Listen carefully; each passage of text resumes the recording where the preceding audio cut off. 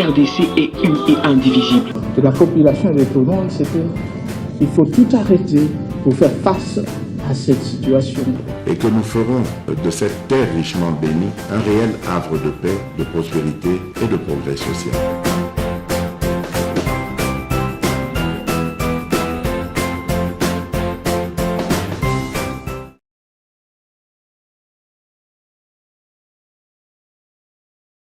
De l'échec de la diplomatie congolaise, ça c'est Claudel Loubaya. Alors Joël Nzampungu, on aimerait aussi avoir le point de vue de Claudel en direct de Bossol à partir de 18h.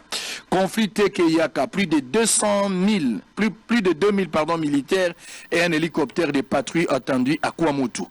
RDC accusé de préparer un coup d'état, le lieutenant-général Philémon Yav est aux arrêts. Nord Kivu, la société civile projette des manifestations pour exiger au gouvernement de libérer Bunagana. New York, des chefs d'État débutent leur discours à la tribune des Nations Unies ce mardi. Nord Kivu, la société civile appelle à la restauration de l'autorité de l'État dans toute la province. Tension à Kouamoutou. Martin Fayoulou dénonce étrangère pour balkaniser la République démocratique du Congo. Fonction publique, 10 000 agents et fonctionnaires de l'État partent à la retraite cette année. Kinshasa, justice populaire contre le Kuluna, des morts et un blessé à Bandalungwa.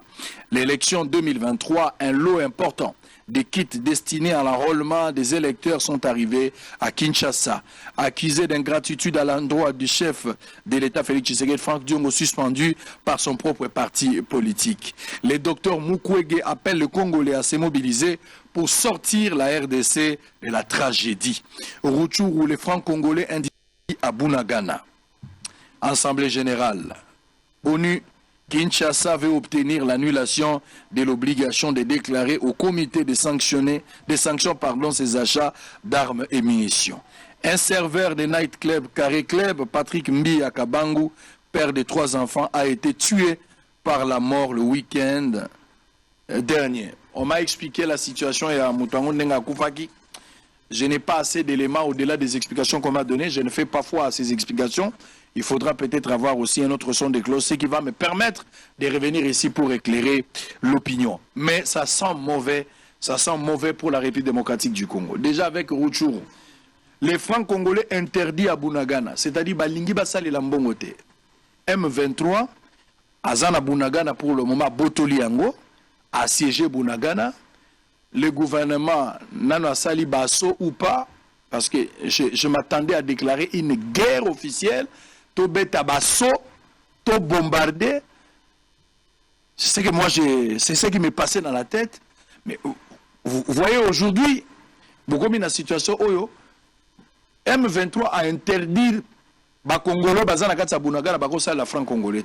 Monnaie nini bakosala na kati, bakokotisa monnaie nini. Bakotisa monnaie nini. Déjà côté à Aru na Otuwele, franc congolais liamaka. Mais mbongo ya Uganda, or na Uganda mbongo na biso baliaka te. Mais mbongo ya Uganda ba sheli quelque chose comme ça. Mbongo wane liamaka. Moi-même je suis passé par là, j'ai interrogé de Congolais, je connais de quoi je parle. Bunagana, les francs congolais est interdit. Donc un drapeau à la République démocratique du Congo et côté les Malissous Soukourate, mbongo bato baza kolia te. Finalement bakoki pe ko changer na kombo ya Bunagana. Bakalifié Abraham a kosi tanga zota mwana sala bakomi quelque part. Batuni babio nani babio petite sœur. Mazai ko sate lokuta na e et frappa ki bato balinga bakota na kataje. Donc il faut faire très attention. Botala denile siboete, botale moi musika. Allez, on va évoluer. On va prendre d'abord l'actualité politique et puis on va revenir sur Makambaba Église peut-être après. Tout le l'affaire Kuluna. Ouais. Vidéo moko circulé depuis lobby quelque part. Dans la ville à Kinshasa, on va prendre peut-être la photo. Un Kuluna a attaqué les policiers. Il a dit que les policiers belé ba kufa pour Kuluna ba attaquer bango. Ngai moko na mona ba policier, ba kati policier lobo ko na mombele na mona yango déjà. Ba policier lelo lokwa na régime à état de droit oyo. Moi policier a beta mutu masasi na nzoto zalité malgré ba erreur ko ko salama mais ko tirer à bout portant. Surtout qu'un policier ne tire que lorsqu'il est tiré. Un policier s'est défendu. Kuluna penza clairement azo sieta lycée tu boy. et Bakawa Neza est belé tous les jours dans Kinshasa Baka Kulu Nezali. D'abord, votre lecture par rapport à la situation où les salami que les policiers à se défendre, à Pandieka Lokolo, à neutraliser face à armes blanches à Zagina. Comment vous appréciez l'attitude des policiers? Bon, les policiers là, vraiment, moi je les trouve qu'un héros. Parce que, Agina Chouati, dans l'ère où on a où il y a Koufa, ou Aboma. Mais à faire une lecture que l'on a Aboma. Na mettre seulement en difficulté de façon que soigner et puis à confiter mais au moins à neutraliser. Moi je trouve qu'attitude doit être qui attitude moko très héroïque. Il faut au lieu que les problèmes moi je trouve que un homme comme ça doit mériter beaucoup d'applaudissements et d'encouragement dans le pays dans Bissau et ça lecture puis à ça là que vraiment l'état il faut vraiment encadrer la population comme il faut. Il faut que général et la ville et puis ministère intérieur et Kokako Sunga président république pour permettre yimo kwa ya na CT pour ya kosala biloko na et comme ce comme sala ya ministère intérieur na ba police pour ba gérer ba paix sa tranquillité na mboka. À un certain moment ils ont dit moi kimia mais là tout moni la muki makasi la muki sou makasi. Est-ce que l'état est incapable lelo? Est-ce qu'il y a une efficacité à police? Qu'est-ce qui justifie recrudescence et zongi ya kuno na boy? Beaucoup de choses. Na auto yebso beaucoup de choses. Mais il n'y a plus de responsabilités. Pour police, c'est vrai. Mais police, l'église a une part, la jeunesse, le ministère de la jeunesse a une part, beaucoup de choses, même Bino à la télévision. Il faut utiliser au bateau, pour véhiculer un message et puis comment sur le terrain pour éduquer les jeunes.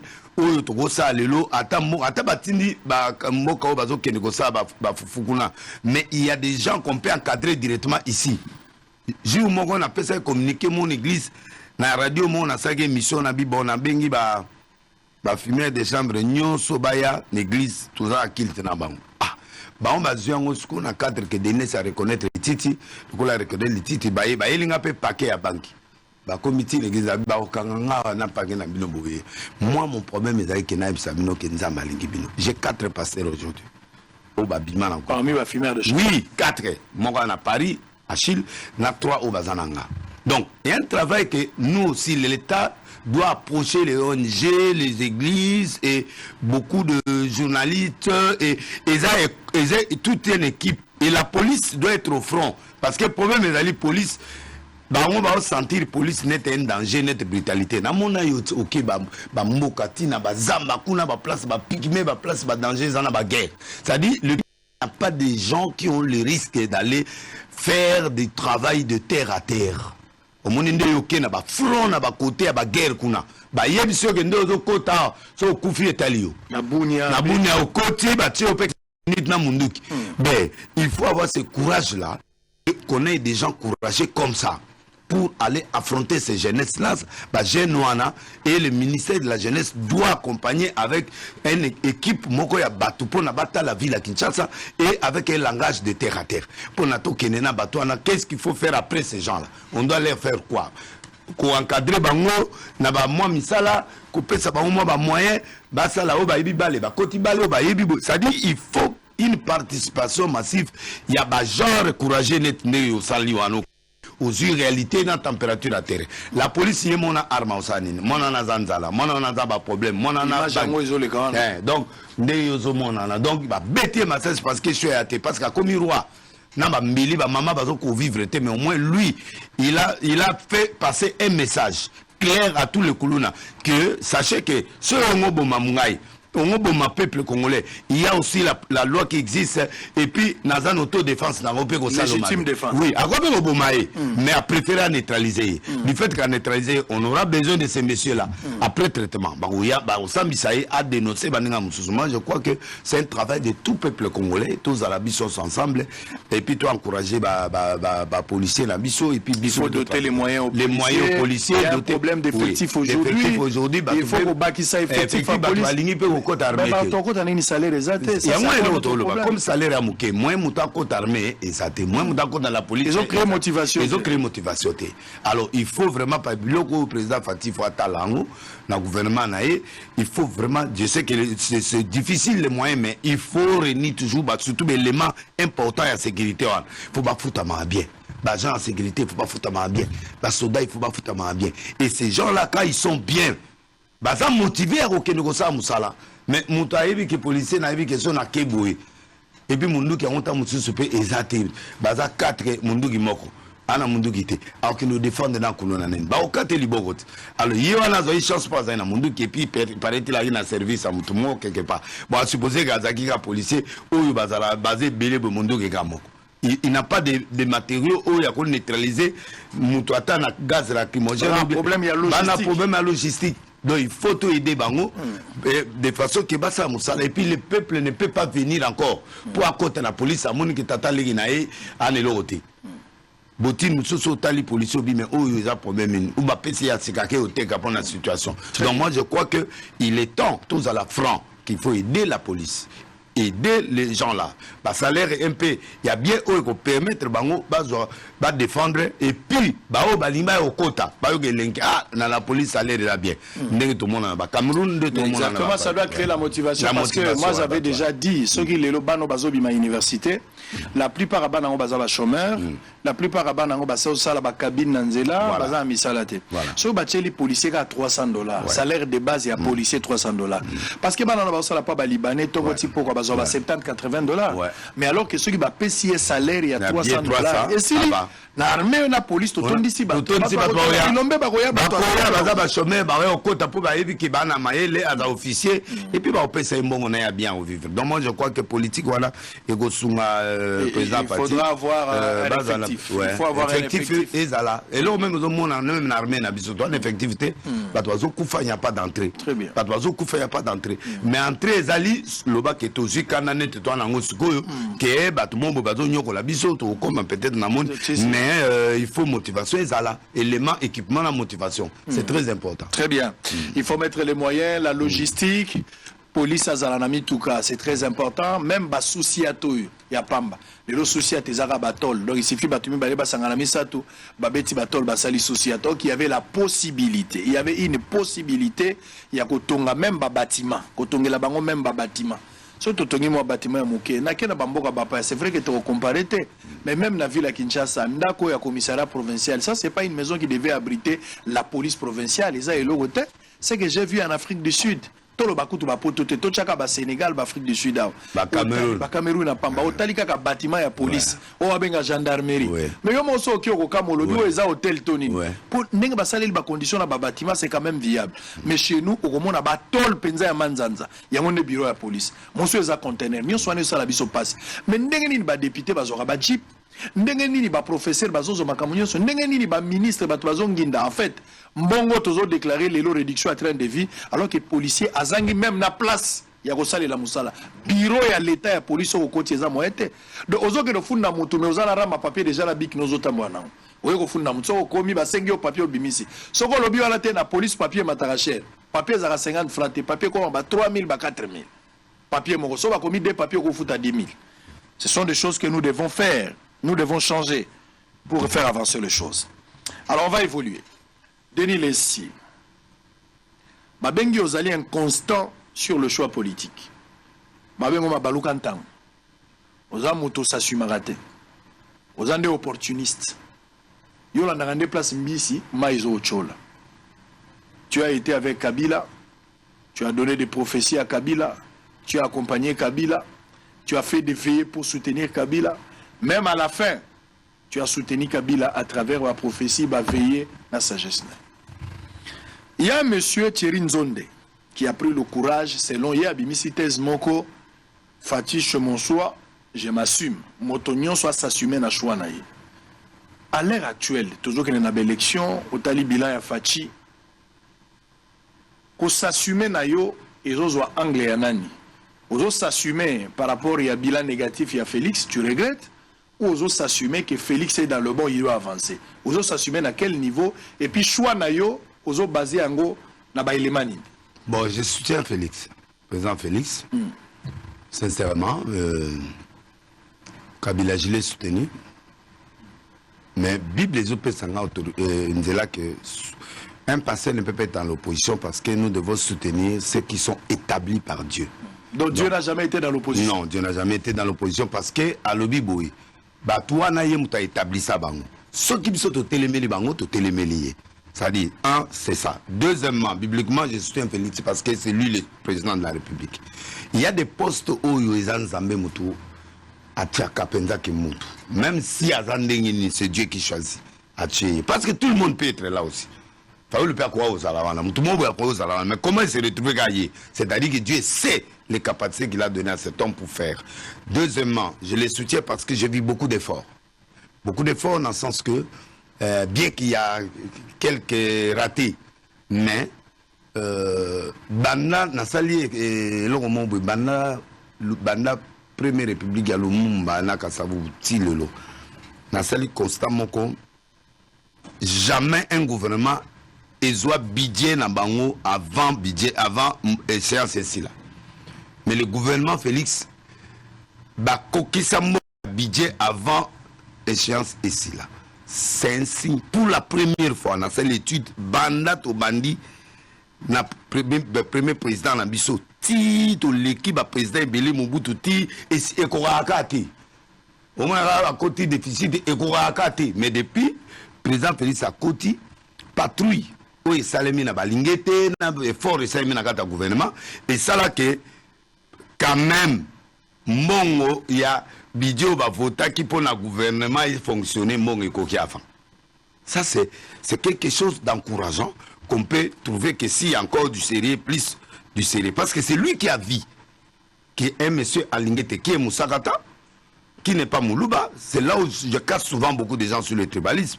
Qui est Moussakata, Oyazaki avant Azalaki, Moulouba, et que Azuye, Alongolier, a remplacé compétence à la place. Il y a famille, il y a tribalisme, et il nous a prouvé aujourd'hui que oui, ces gars de Bandundu là, il a fait un bon travail par rapport à d'autres, parce que le président n'a pas regardé, que ça nous a encouragé. Nous, les gens du Grand Bandundu, nous les gens de Maïndombe, nous les gens, parce qu'on sentait qu'on ne se retrouve pas. Mais j'ai retrouvé ceux qui disent par exemple aujourd'hui que Félix est tribaliste, je vois le corps, Sénat, Ezama Boka, Kivu, Bandundu, Azana Parlement, IGF, c'est Bandundu, gouverneur la ville, Bandundu, Grand Bandundu, Maïndombe. Donc, corps n'y a un pays. Ils ont soutenu. Directeur du cabinet, Katangé, Premier ministre, Katangé, je ne vois pas. L'Assemblée, donc, la thèse là, moi je suis d'accord avec ça, contre les gens qui disent qu'aujourd'hui le président est trop tribaliste. Pour clé penda oyo il y a pouvoir vu la Kinshasa ils ont maintenu par un homme de Maïndombe Mboso Grand Bandundu Touzui Bahati Kivu je vois aucun Moulouba. Donc ça m'encourage. Et puis deuxièmement, le gouvernement parti on commence à accompagner les entreprises. Ça dit que ce Monique aux fournir l'effort qu'il faut copier que n'a pas tout ça besoin accompagner peba osungayo ba memayo ti na place au Kenya. Réserve pesa makasi par rapport à la réserve à 1,5 milliard président Kabila Tikabiso, mais quand même ba poussani quand même moi mukie ou eko permettre le moins équilibre financier et zali le ba tout le monde a shit ya ba mbongo pende ya makasi te quand même ça va et puis tout le monde a entré et zo quota quand même ils ont réalisé budget. Et ils ont malem de 10 milliards, ils ont malem. Bon, moi, projeté, oui, mais ça dit que malgré que c'est toujours insuffisant, mais il y a un effort. Moi, l'élément effort. Et puis, moi, ils ont tourné, visé, ils ont soutenu, mais à Kabila? Oui, bon, à Kabila, le pays n'était pas trop visité. Les lots, ils ont un isolement. Apparemment, le président Félix a sorti le pays de cet isolement. Quand les Agués, Congo, il y a la guerre, Congo, il y a c'est seulement pas parce que homme d'affaires à Goya Boué a 10 millions, il a 5 millions. 5 millions à l'élé, puis à côté de Fimo Azongi. Mais les lots, ils ont réserve wana so la monique à perdre bakozongisa mbongo na il est garanti bakotie na bolo côté au moins ça. Et puis troisièmement vous sentez que justice malgré raté justice pendant il a ikala sozo kende justice na 2000 na poche na mina obimalanga mais les longa babenga na 4000 na sai prière butu mobimba na éviter so na ozonga. Ça dit il y a quand même une paire de justice quelque part. Les gens peuvent tout dire. Aujourd'hui là il y a quand même une paire. Malgré des ratés que les lois batba comprendre de que batba koti boloko batba bimé batba komi boloko batba komi la fait batba komi boloko ça a inquiété. Moi je parle du murmure, bien sûr, oui, je parle du murmure, donc je parle, mais c'est ça que c'est dit dans ça dit les gens disent que mais écoute on a arrêté tel mais on voit mais qui a justice à alors, deux vitesses. qui a volé? Kamer était venu là, on l'a arrêté voleur, Kamer sort, on l'a lavé, mais Kamer est là, alors cet argent il est parti où? Silence. Là, ça décourage. On appelle ça des ratés. Il y a des choses où Willy Bakonga qui arrêté par Ali Moiraboué. Et Teni Lokondo, Batouana Nyos, Baobima. Raté, ils ont découragé la population. Or, les gens acclamaient déjà vraiment l'état de droit qui était déjà fort. Donc, raté, voilà, il faut voir ça. Le conseil spécial, Bakangi, ok, bou. Alors, à qui en France? Mais Néni, s'est retrouvé en France. Donc, ces ratés-là nous dérangent et dérangent la population. Apparemment, c'est seulement le petit peuple qui est à la victime. Victime, il y a Babylone qui est belé, l'état de droit, mais ils veulent que vraiment... Alors, parquet, inspecteur, enquête, qu'ils fassent des enquêtes très minutieuses. On dit qu'ils sont front. L'enquête, on doit aller jusqu'au front. Et le moyen, ça aussi. Donc, doter, des MIAP, ANER, services spéciaux, doter, on a des éléments, pareil, moyens qui permettent de fond. La magistrature doit avoir un peu de moyens pour permettre bango ça la banquette. Il y a l'icolo, et puis intimidation, injonction, ça la moussala. Au moment où ça l'enquête. Au Monique, on a preuve et tu as l'idée de la chose. Mais bureau n'a biso batola ça banquette était parce que moyens até a yogika a conclure map nan. Donc na map à la Congo te que mutasa ke makala c'est fini. Or mutupe a kende pour baiser d'enquête. Mais Congolais déjà te que mutasa ke makala c'est fini. Parce qu'il n'est pas condamné. Il n'est pas condamné voilà. Au moins na bokangi mukuna pour viol, baké mukuna bimi lavé, abimi naï. Donc maintenant, qui est arrêté vrai? Il y a un problème dans la procédure d'arrestation et sur les enquêtes. Qu'il fasse des enquêtes réelles, ou écopé sa culpabilité à Moutou. Pourtant, on va tirer une map. Ou batikili banda ceux qui va commis après il y a comment la conclusion spécialement va même en prison ou d'amener quelqu'un en prison mais balo baté qui va condamner parce que quand vous condamnez quelqu'un vous libérez la même personne. C'est la justice qui a la honte maintenant. On accuse Tshisekedi. Aujourd'hui permettez Batubili va accuser Tshisekedi au lobby déjà que choix na usa Tshisekedi. Oui, j'assume parce que Tshisekedi et fait ces efforts-là. Et puis, Namouni, la côté, le tribalisme, non. On l'accuse d'être dictateur. Dictateur. Le pays, les Congolais, il a été clair. C'est un président. Et un étudiant. Parce qu'il y a un journaliste tu es serviteur de Dieu. Mais tu as une femme, tu as des enfants, tu as des choses, ou à peine la famille. Tu as le droit de poser plainte à quelqu'un, un peu après.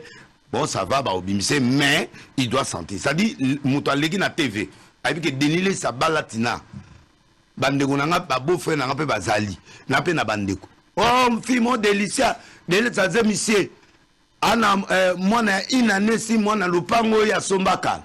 Lupango, on a Sombakal. Et Zali, Pemena et Doc, PDG d'hôtel. Il n'y avait pas de femmes là. La bota, moi, na Moko. N'assumant et pas moi sinanga moi sur notre moi sur la personne balanaï. Mais comment? Mais il est utilisé par un musicien qui envoie les gens pour aller faire. Ça dit sur la mina kangisa. Bah le bon pasteur. So ba le basala mais ba otala si o yazo suété. Tu vois, ma femme était choquée de ce que c'est vrai, c'est faux ce qu'ils sont en train de dire, mais je dois faire quoi? Je fais quoi? La bitika. Donc l'état de droit, ils ont exclu l'hypothèse à Okangisa Moutouté. Non. Oui. L'état de droit, ça dit quand tu n'es pas... Tu es lésé, tu peux aller porter plainte pour que Moutouana justice des ala. Et ça l'est. Yo bengingat. Ou ipsinga, L'histoire déjà des pasteurs là, Mugisha, laisse tomber. Les histoires Kofi, laisse tomber. Toi, tu m'appelais. Et c'est tout le monde a eu ce courage. Passe à autre chose. Je t'invite d'abord à l'émission. Viens, on réfléchit sur le Congo. Au lieu qu'on réfléchisse sur des gens. Mais tu as eu le courage de me dire ça. Il y a une émission. Mais c'est comme ça qu'on vit. C'est ça l'état des droits. Et les gens, au taxi, mais on critique ici. Là, on est en train de critiquer. On critique. Mais où est cette partisane là où là, tu me poses les questions. J'assume, je dis, Dieu m'a dit que Tshisekedi dépassera. Et je crois en lui. Tshisekedi aura un deuxième mandat. Oui, et moi je crois. C'est une conviction individuelle. Non, j'ai de la vu ça. prophétie. J'ai vu la vie. Tu as vu quoi? J'ai vu que le président est passé, mais il y a eu des petites perturbations. Dans le début, mais ça s'est calmé et puis il est passé, il a fait son deuxième mandat. Donc moi je crois en lui, j'assume. Est-ce que tu penses que c'était une prophétie? Oui. Et que ce n'était pas... Non, les gens qui ont été peut-être une lecture de la politique. Non, non. C'est-à-dire que Namoni et Penaliki. Alors il y avait élection. Oui. Élection, Salam Batou a voté Félix. Batou a voté, oui. Il est aimé. Est-ce qu'il va voir ça sondage? Il va voter Nabilani. Nabilani va voter les Tsegui. Non, mais va voter Abimi. Nabilani. Mais la profession Moni Bilani. Bilao Nazoloba Oyo. Pour Biloko Nazoloba Oyo, c'est très important. Avant Mboka. Et comme bien, il faut certains changements très profonds. Qui se dit Azali un futuriste, c'est-à-dire il prépare des choses qui peuvent donner accès à la vie mobimba. C'est-à-dire que vite fêté, faisons des choses profondes pour permettre aux attentes. Congolais Congolais vite fait. Pepe soupe, kaka allé. Alors, lui, la politique qu'il a menée, malgré raté, il y a quelques bâtonnats, mais il a les soucis du pays. C'est un Congolais, tout est bien alimenté, c'est un Congolais, c'est un homme bien, c'est vrai. Qui n'était pas Congolais? Non, je ne sais pas. Mais Naoloba, c'est quelqu'un, parce que tu es belé, Kabila, Moupaya, Kabila, Boy, bon, Alongwe. Oh, topé ça, moi, Namboka. Bozi, Boudé Kabila, moi, Namboka, yoyaye. Moi, je suis tout PC temps. Les boules sont makasi. On a créé les boules. Et bandi, banda batalumumba. Komana bangwana titi mobutu ayepe atimoli batuna asali bolamu na ye mais atimoli pe. Et yepe na kabila père batimoli pe asali ma bolam. Donc goutte lui ne peut pas endosser tout ce qui a été déjà perdu. Morale ya batu corruption ezali makasi ba makambo ebele koti aye. Tango ayepe ayena batu o bala pe expérience te parce que batu sou bazala la bautayi ba masolo ba udayi ba cop ba udayi boye ba tanga mais ba kotayi cop. Alors ça dit tu reconnais ici que Ndenge Kabila lobaki qu'il a manqué 15 personnes. Ouais. Il y a malamu pona oui. Kabila a manqué 15 personnes. Ouais. C'est que tu sais qu'il n'a personne. Il n'a pas des gens expérimentés. Il n'a pas des gens expérimentés oui. Ato bundaye moko. Et puis erreur ya sali ami balé azuna bato Kabila baye. Au bateau ba na parlement na bazaka bato FCC. Ba changer ka elamba. FCC bis. Les mêmes esprits ont changé mentalité à une année, 2 ans, 3 ans. Ce sont les mêmes personnes qui ont dit Kabangwana Bayebo. Peu de gens qui ont dit une expérience. Sont des gens qui ont la politique, qui ont stade. Ils ont corrigé le foot. Entraîneur, il y a stade. Ah, il fallait que non! So baché wana ko sale lokote ça dit bazali libanda ba koti ba moni réalité et puis il faut féliciter Félix parce que na ndenge ya yelelaki ndenge ya zaleli perdo sa musala malgré Asalina FCC ayepe tsukala batongo a continuer. Pour moi le mandat actuel je ne peux pas trop juger Félix. Donc Félix on peut pas le juger par rapport à parce que il a mandat. Oui parce que il a eu des gens de FCC qui doit calmer. Il y a eu des gens d'inexpérience. Oh, bah, où tu n'es pas y. Il y a mon rose en volonté, mais oh, bah, voyage. Mais voyage, j'étais à Kende voyage, mais il faut à Bunda, à Kende, Boye, pour Luka, bah, porter le pays est visité maintenant.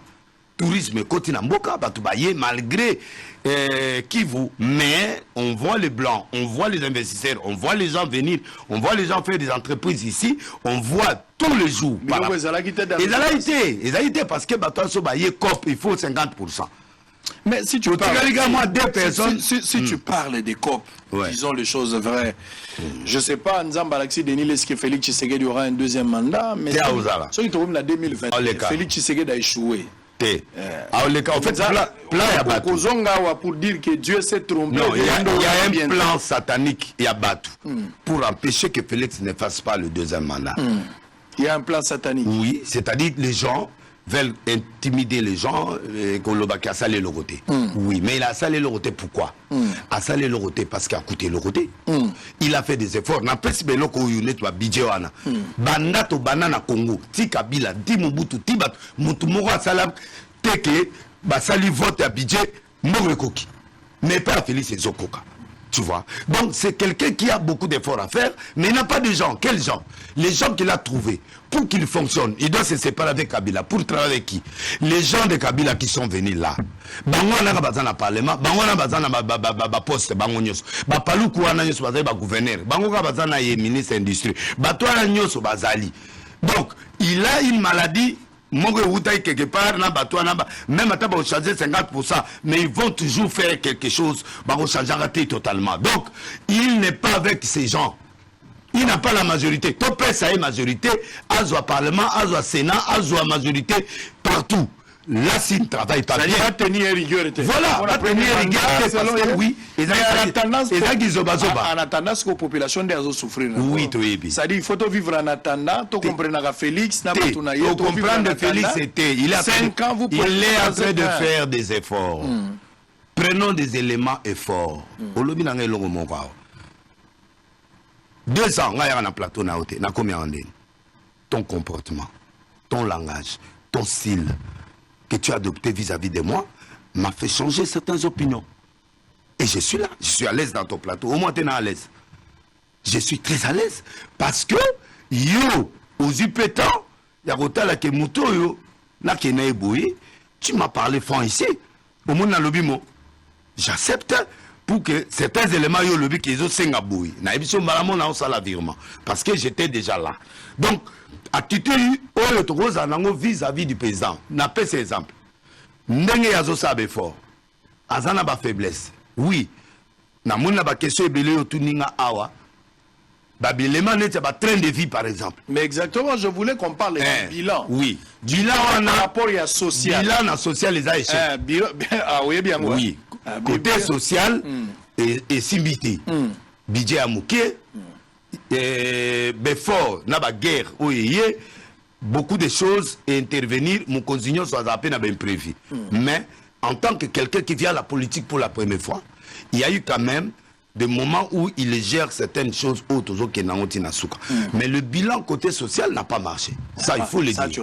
Oui, ça, tu sais que sur le côté social. Et aujourd'hui, sur le social, ça doit péter. Ceux qui sont péter. Oui, tout péter. Oui.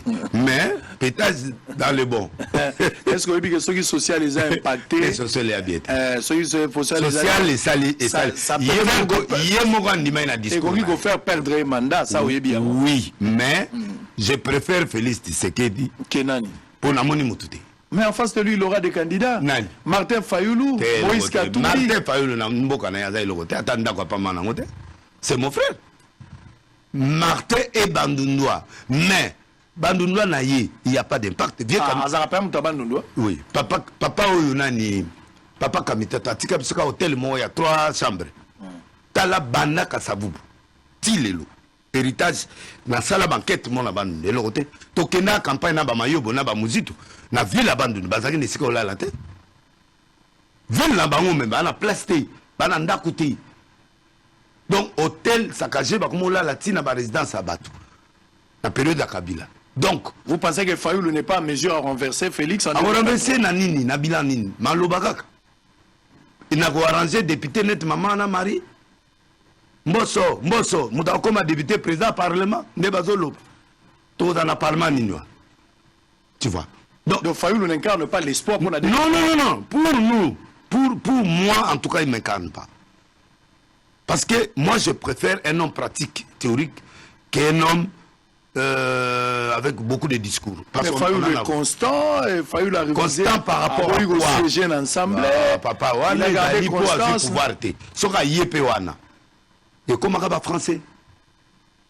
et comme en français ba mekaye azoboya pourquoi azoboya ba négociation musu pour ba partager pouvoir. Papa, Dieu lui avait donné ça. Azalaki na 2000 tamba bundaki na Félix wala. Il fallait ça makasi malamoko. Nza m'appelle ça mutelo malamoko. Ah, il y a plusieurs, non, il y a plusieurs opportunités, mais il y a une seule opportunité qui change l'histoire de quelqu'un. Il est sur à côté de Jérusalem 70 fois, mais à côté de Jéricho 2 fois. Ce qui Bartimée en rataka deuxième fois, il y a des choses où nous avons besoin de porte. Zoa porte ou en Algérie. Zala politicien, Zala Moutouya Rosolola. Tu vois? Donc, selon vous, Fayoulou a raté l'opportunité. A raté l'opportunité. Il n'a pas saisi, il n'a pas saisi pour découvrir été. Bango tout ba nya bazala te mais moi si naza camerounaise ce pas comme président et vous aka dajet moi c'est Fayoulou moi ça fait c'est une camerounaise non non c'est une camerounaise ce qui déjà commis président tous sur un parti musu to solana ba camerounaise parce que finga maman Denise mais hier moi c'est naza camerounaise si ko bilogo kewa to mona ba camerounais awa bah comme un ministre, bah comme un PDG. Donc, il n'inspire pas. Ça c'est moi mon problème. Sur le plan politique, mon adversaire, tu ne crois pas à Fayoulou. Je ne crois pas. Moïse Katumbi, prenons Moïse Katumbi. Bon, Moïse, en 2023, en face du président, je ne vois pas. Je suis désolé. C'est un bon leader, mais je ne vois pas. Il est populaire. Non, c'est pas ça qui suffit. Poste Waneza, poste qui ce que nous avons pêché là, c'est que nous avons bâti mutu à côté. C'est que ça la moins long monde ils ont pêché standing là. Tu vois? Et ça bon. Papa Coco m'a présenté en facilité. Moi je ne vois pas l'adversaire en 2023 de fâcher.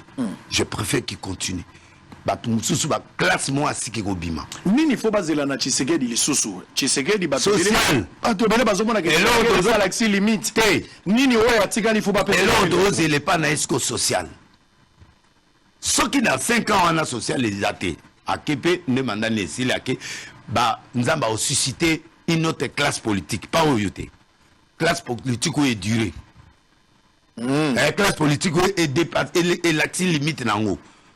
Babandi bana mubutu kasavu butiri ba yawa basi ba lembi il faut une autre génération oyo bazo aspirer biloko mususu ba abima et ce que je te dis en 2023 après 2028 tout le monde a classe wane kobima Dieu suscitera des gens pour ce pays mais en tout cas pour le 2023 jusque là na monanga nanita na monanga adversaire pendati adversaire parce que mutune tu fais nani comme nani Moïse agotia mutu na bambongo na popularité mais ba ola lisaïga baola lisaye parce que politique est un camarade.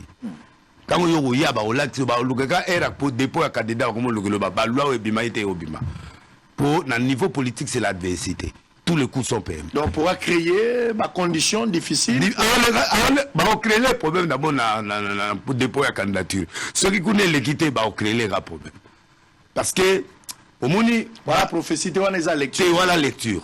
Voilà prophétie à lecture parce que na mon adversaire pendati neti oyo nani wa uteni de peso kutu ba voter Kabund yekuta me Kabund à la prison azaku na prison l'état obima na to ebite tana mapo balobi résidence na ye waza résidence surveillée wana na makala donc ndenga zana Olanda et Franck Diongo a taclé sur président Franck Diongo est un peu méchant.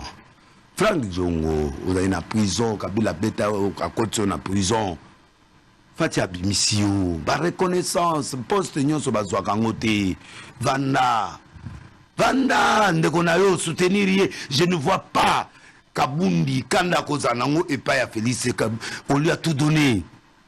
Ndako kitoko zana ba boîte na kati, ndako kitoko zana maïzo traversé, il était bien, Bogar, tout ça, salaire à Makasi, non, c'est l'idée parce qu'il lui a tout donné. Il faut chercher l'adversaire Moussoussou Baoudi Bana ou assister Alia. Franck Diongo Azapenda adversaire c'est un enfant de Tshisekedi. Et un étimon à Momboé a célébré la Katandaku. Il a aucune raison. La dictature dont vous parlez, dictateur, Bissot peut le Bahamakama président. Tout le monde, il y a tout le chaque jour, président, au Kangayo, il y a un monde comme si le bago aux amours de service, même bâton à service, tout le monde conseil spécial Bakangiete. C'est pas ça qui est. Le problème, c'est pas ça. Il n'y a pas de dictature. Le Congo demande des fois, il faut franc-parler. Au monde de c'est du franc-parler. Est-ce que monde non? C'est des fois, il faut écouter n'importe quelle voix où qu'on permettre aux gens à la raison. Les frères Django doivent être reconnaissants. Moninga sera salo de Amalam, au bimi de la prison. Vandana nous paiement souffler. Le cas moyen, il attend à ses conseillers. Il partait chez Félix. Est-ce que tu crois à la prophétie? Je crois. Roland Dalo a fait aussi une prophétie justement pour le mois 2023. Il a dit qu'il y aura en 2023 va tout comme en élection. Je pense vers le mois de juillet, à moins que je ne me rappelle plus. Il y aura un candidat président. Il y a un prophète. Tu avais suivi quand même la prophétie? Oui, il y a un prophète. Il y a un apôtre. Il y a un apôtre. Tout est né rigueur. Il y a un prophète. Au moins, il y a des erreurs. Bon, on a lobby. Pour examiner en gros. On a examiné, mais il y a bon côté. Pour nous, il y a un couffard. Un candidat président m'a fait. Attends, mon père, on a très malade. Pour la vision moninaire. Moudabela, il est président de la République. Assez qui va soigner. Bangonio soit là-bas. Le bagage moko aux la chaise roulante. T'es simbate. Il y a des prophètes, tout est né rigueur, mais à lobby. Et là, moi, le baran, c'est pas un lango. Ou le baran qui deuxième mandat, moutoir où il y a peu président Fati. Hein, à Osala, quelque chose. Mais à Kenya, n'a pas trop brutalement. En fait, le président Félix, c'est quelqu'un qui est venu planter les décors de la démocratie et planter les décors du développement. Et là, on a autant le banoir. Mission na yangwana. Qu'on planter vraiment vrai décor. Baliser chemin. Voilà. Voilà le mot. Mais qu'il y a au mouvement au coup, candidat, moi, au coup, faté. On a bêté à Mbodi. Bon, à Béti, hein. À Béti, on a senti le lot en haut. Est-ce qu'il y a un thermomètre à ma prophète? Ah, de on a eu. Pour la monipe Barat Kamougi Chapé, à monipe Fatia aux deuxième. Et on a copié un aïe, et il y a eu aïe, qui n'a béti trop, Magamoya, Ougandais, tout ça, pour calmer. Bimisa va plein. Pour calmer, pour calmer, Bati, Beto. Dans le combat prophétique. Non, il y a de la bête de Béga, dans le combat prophétique. Non, à répéter. À répéter. Un prophète, il faut qu'il y ait un contradictoire. Au moins, il y a un monarchie. Jure, il y a 20 ans. Naïbsi, avocat général, la vie, Camille va sortir. Dans la TV, pour la santé qui vide mon boy. Je sentais qu'il va sortir. Lélo Abima. Tu vois? On m'a placé au Kenya à côté de la nani. Bon. Au Mouni, et là, au moins, il y a des Nilesi. Talaboué, ça m'a beaucoup touché. Moi, je crois qu'il est temps maintenant, l'église, tout se ressaisit pour permettre de développer Mboka. Et là, bien à Mouni. Il a dit, pour la première fois, catholique depuis conférence souveraine, à Zoua, tout ça là, et là, on a confession religieuse, 3 ans après, on a remplacé. Les catholiques ont contrôlé l'appareil là pendant 27 ans.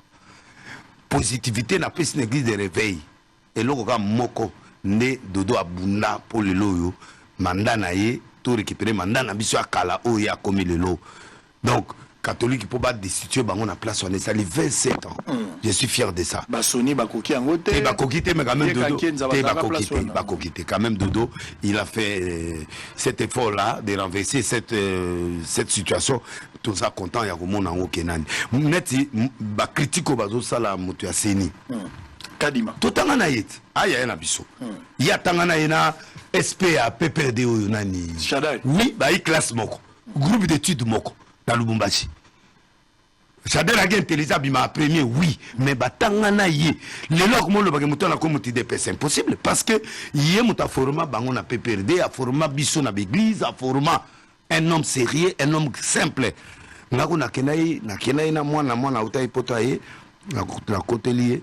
Zambali misanga na papa mwana na ko tika carte à mwana parce que lokola to ebani boye na aire ya députation ta la liste pas mwana bi passer j'étais déçu ndenge zana bo s'enrouler ba église no nyoti s'enrouler bo pesa mwana fois mwana ah vous avez besoin mwana ko ba député yesu habité na repète na commenter zonga la carte là bon yo mo postuler te polani. Ah, yo na monitor postulé simba. Pour na monitor tata odi mandaka ou uto bimisa la prison. Abi toujours c'est la yo a bientôt bête na ketela na manaka ba voter atoke na bikoro ba voter na bandu ba voter yo comme na stature mo ya défense a bien ngai faut se préparer na pour ngabo sur na zuté na kokufa ya solo na kokufa au moins tu as sur mo na mutu mais so zuté so beti bar poto ici très bien donc en fait bref les prophéties à Papa Laurent, tout le monde va en prophétie, il y a ma parole de connaissance. Et puis, je ne vois. Et puis, parole de connaissance, la personne n'est pas obligée d'y arriver. Ça, ça me légasse. Et comme ça matin, tout ça va branamte. Ou il va prophète à grand niveau. Ou à côté à décor, à personne décor à place, à doté. Moi, je crois au Branham. Nana, c'est le mon baptême na Branham. Ah bon? Et pas pasteur Isuki. Pasteur Lisuki. Bien sûr, j'ai eu le baptême là-bas. Alors il y a une sœur qui est décédée, ma mariée de Fomba, vous a informé, non? C'est Waïba Sekele à Oui, oui. Bah, tu vas comprendre pourquoi je crois au message, parce que moi j'étais baptisé dans Branham par pasteur Isuki. Naza Aigle, quoi. Bah, livre tout. Bon, et bien, c'est ça, on va copier et pas Branham. Ah, bah, tu veux dire, petite Bethléem, ebele basenga nga pesa bango nga na toujours ba famille nga mobima baza bana ebele grande sœur nga baza so 4 ou 5 batikala wana donc moi je crois que on nazo ba denile sinabiso to boy na denile sinabiso ndengo so nga mon abiso tika ba voisin donc vraiment alors on va conclure première partie on va souffler pour revenir avant de terminer parce qu'on va aussi te libérer dans le programme ebele pasteur Denile si confirme ici que Fachi aura un deuxième mandat et que le bilan de Fachi sur le plan social est négatif. Mais les autres là, au moins 50-60%. 50-60% aussi. Ils ont fait beaucoup d'efforts. Et que au moni mutumogote à faire face à la Fachi la 2023. En tout cas, conseil, on peut sabango, babo mambongo. Basa la députation, mais président c'est Obeb Sambongo. Ouais, au sala peut-être ndenge venanga o nani. Oh, nani moki asala ka yena na 16e rue à Télémi batwaye wana bwagi mbongo ayena kitambo akena.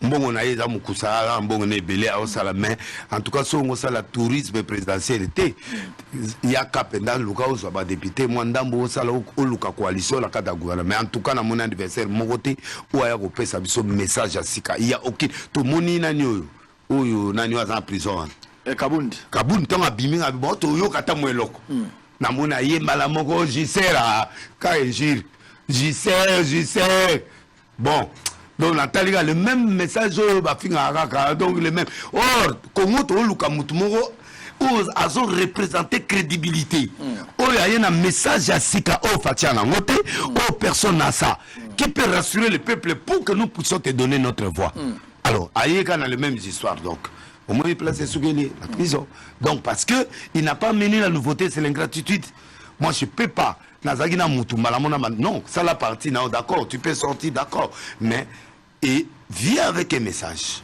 le Congolais doit venir avec un message et on est dit je me défends devant toi. Toi, tu as une opinion, moi j'ai mon opinion. Maintenant, ton opinion et moi c'est contredit. Je suis franc, Nabino. Dalo n'est pas un prophète, c'est un apôtre.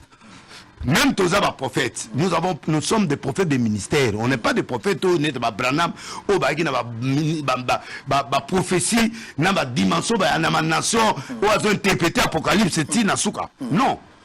Au moins le message n'est qu'à bon, tout ça dit que c'est un message compliqué que les gens même Ebanakati va maîtriser. Ça c'est pas les prophètes de ces gens-là. Nous sommes des prophètes des ministères. Alors en tant que des prophètes des ministères, il faut qu'on fasse attention. Un prophète des ministères au même titre avec tous les autres prophètes. Oui, avec des apôtres, avec c'est-à-dire 5 ministères éphésiens. Voilà. Joël Francis, vous avez presque un ministère. C'est le ministère prophétique. Il n'y a personne qui sort de ça. Mais papa, nous sommes en quel temps? Au moins, Branham est exceptionnel parce que quand quelqu'un est dans cette dimension-là, au moins, même les États-Unis. C'est ça le problème. Il ne faut pas comprendre que le ministère d'aujourd'hui, c'est le ministère des Éphésiens. Le ministère prophétique des Éphésiens. Ce n'est pas le ministère dans l'Ancien Testament. Ce n'est pas la grandeur où Ezagi Netiaba Branham. Non, ça je l'ai dit ouvertement aujourd'hui. Donc, nous ne devrons pas prendre les choses extrapoler, oui. Donc, garder bande.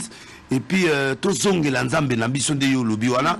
to sakola so elogo ya sakola pe ezate to vandi pe ezate ngana te dimanche na moni elogo te na lobi pe elogo te Michel pas loba qui te dirait que c'est qu'elle était voilà oyo yo za la ngote koloba ngote c'est pourquoi nous créons des manques on a et en créant des manques on a c'est vrai on a l'argent on a tout mais est-ce qu'on arrivera où si ma conséquence est néfaste conséquence est néfaste beyanga kenda wa beyanga oyo mutu bando benga beyanga nani un prophète qui habitait Lemba vers terrain et akola liboma et mutu peta mutu makiona mais mutu peta abela akoma mutu bandili na kati wana badata mola na mer moi rouge retour ba jeune belé ba koufi on a perdu plus de 400 pasteurs prophètes année oyo bana confinement tilelo ba passer ba koufi ba te belé ba koufi belé ba musicien ba koufi na ba sida to lo ba keo no ba koufi na poison non na moni muta otia au poison te pour un impact te to moni ba musicien belé ba koufa na sida ba passer belé ba koufi na kolotoko o moni muta o mela 5 litres lotoko na tongo 5 litres après-midi na pour 15 litres il y a 500 et peso cirrhose des fois ba léoté ba tie poison te il faut diminuer seulement la quantité d'alcool tozonga normal au minimum verre moko ce qui ndenge nini okiko ko sana mais oh il y a 5 litres na moninga mom mutabeta 5 litres agene ba problème eliki au moni au roi de mankion a sécu sana batu ya mankion donc a sali comme mutawudi na mama imazana katia ya serkei ba tie na maman na mona mboko où sont-ils aujourd'hui à Beli il n'est plus là. Alors, ça ne sert à rien de courir dans le coin. Il y a lieu d'arrêter cette hémorragie. Neti, Laurent Daloana. C'est le président qui a la prière. Nous avons dit à président. Et s'il dit, Jésus est vivant. La tikali penda Jésus. On va dans gauche droite. On va gauche droite. Mais on va baza bazolinga baya na bango. Mettons bazomona ba fere, ba fali, ba héritier, ba kofi. Ba tebele baza voilà. Voilà, eh bien, on va revenir avant de terminer. Nous sommes en direct. Notre prophète Denis Lessi, beau-frère, toujours un beau-frère en direct. TV Radio T. La réduction est en train de vie. Et puis, on va parler sur l'entourage du chef de l'État, ces dossiers de Vidi et Chimanga. Parler de la guerre de l'Est. On va terminer par là. Boza et Bélé. Bosenga qui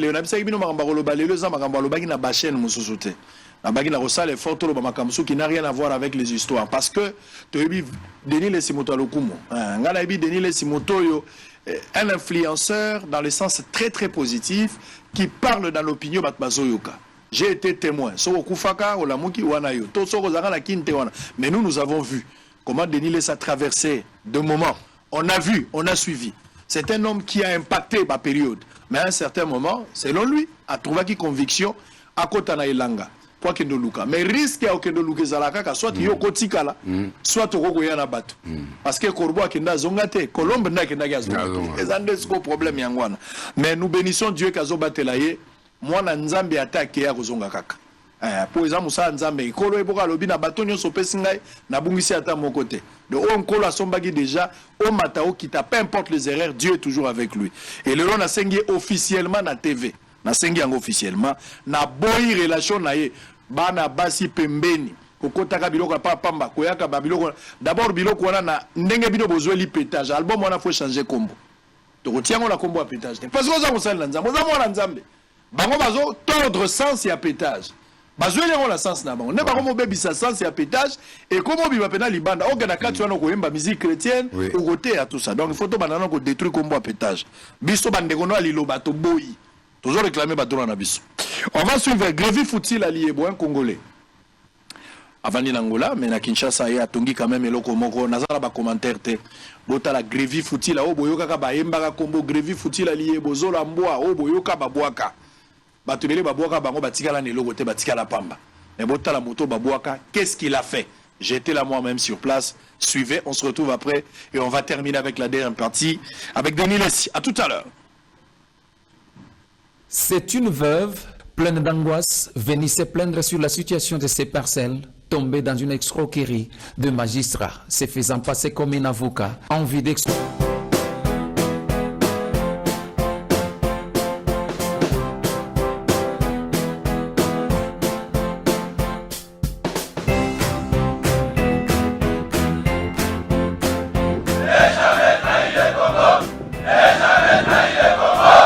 RDC est une et indivisible. De la population et de tout le monde, c'est qu'il faut tout arrêter pour faire face à cette situation. Et que nous ferons de cette terre richement bénie un réel havre de paix, de prospérité et de progrès social.